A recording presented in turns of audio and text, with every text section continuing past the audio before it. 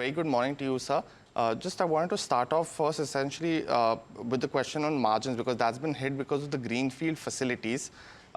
In the presentation, you mentioned that one of the facilities has come on stream. Is that the Pune plant? And I just wanted to understand, is this the first full quarter for the Pune plant or was there any partial operations in this particular quarter from the same? In the Pune plant, there are two projects. One has been implemented in Q2 of last year, and another one is in the Q4 of last year. So in the Q4 also, it has been partially. The full impact will come in this Q1, but the ramp up has happened in the Q4. So I also want to understand, like in the similar quarter, in the previous quarter as well, we'd seen a hit on margins because of this aspect as well. Could you just talk us through what's the hit on because of the startup cost in this particular quarter? What's the exact hit because of that in this particular quarter? Because is it from all the three plants that we've seen, or we've seen because the Pune plant has started to give revenue as well, that it's only the Pune plant and the costs associated with that? When the greenfield starts, it happens in the phases. If you can see that in these three greenfield, you have to start, once the greenfield is start, you have to do a lot of pilot runs also, and you have to hire the manpower upfront to start training them so that they can, when the SOP starts happening, at that time they can give the full productivity. You have to put all your machines, infrastructure, everything in advance so that when the SOP hits, you have all the infrastructure in place. So for the Pune plant, that has been started in Q1, which was earlier of the FY 24-25. For the other two plants, it has been already started in Q4, Q3, Q4, and even in the Q1 also, because there's SOP is going to happen of one plant in Q1, another one in Q2 of FY 26. So this is not something which happens only in a stipulated period of time. It happens over a spread of time when you are doing a lot of advance investment into these plants to when the productivity hits or when the SOP hits, at that time you can give it with the full productivity. So you also mentioned about the revenue potential in the previous quarter. Could you just quantify it? You had mentioned 2,000 crores from these three plants. How much could be the revenue potential from these in FY 26? Because the 2,000 was, of course, a cumulative time frame. As I explained that these two plants, one is going to happen in Q1 of FY 26, another one in Q2 of FY 26. So you can see that 2,000 odd crores on annualized basis start giving the revenue in H2 onwards, backed by whatever the volumes customer has suggested if they're going to produce those numbers. Mr. Gahlot, let me just take a step back and look at FY25 because you had roughly 60% of your overall revenues come from passenger vehicles, roughly 13% from two-wheelers, 10% from commercial vehicles and trucks. So just want to understand, since you are one of the largest players in wiring harnesses for PVs, what would be your current market share essentially in this particular market, both for passenger vehicles as well as for two-wheelers, if you can quantify?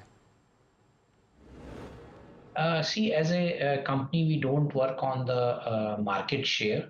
Our belief is that we'll not lose any of the business because of the capability. We are backed by two of our parents. One is the Sumitomo Japan, and another side is Samil. Sumitomo is the world largest wiring harness manufacturer. Other side is Samil.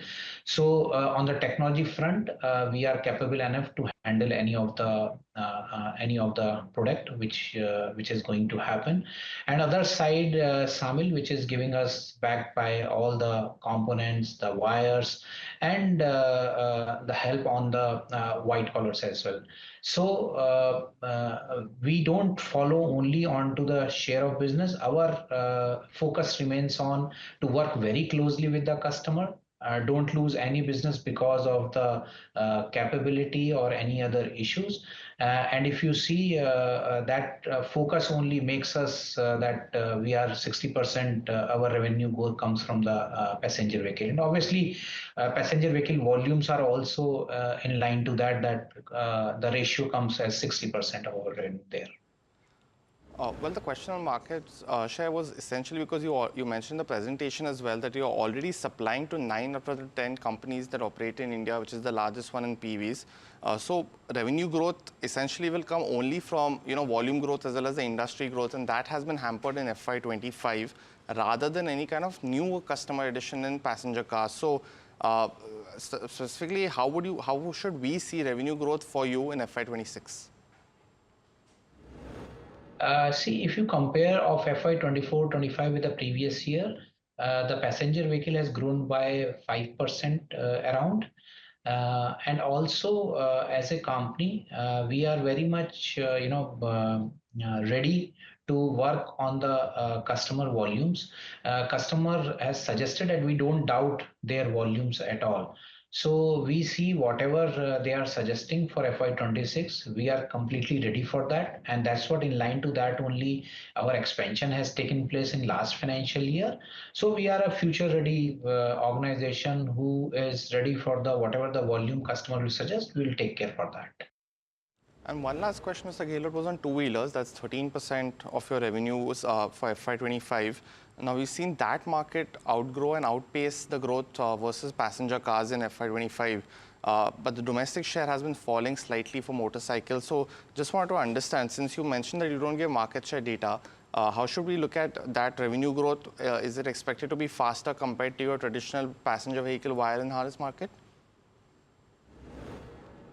See, there are two type of customers in two-wheeler. One is the established customer, which are there from last many decades in the country.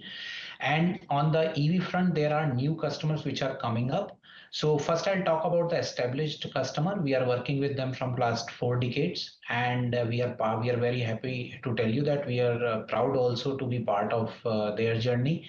And we are closely working with them, all the new models also. As you rightly said, that the growth has was very good in FY24-25, and so our revenues were also.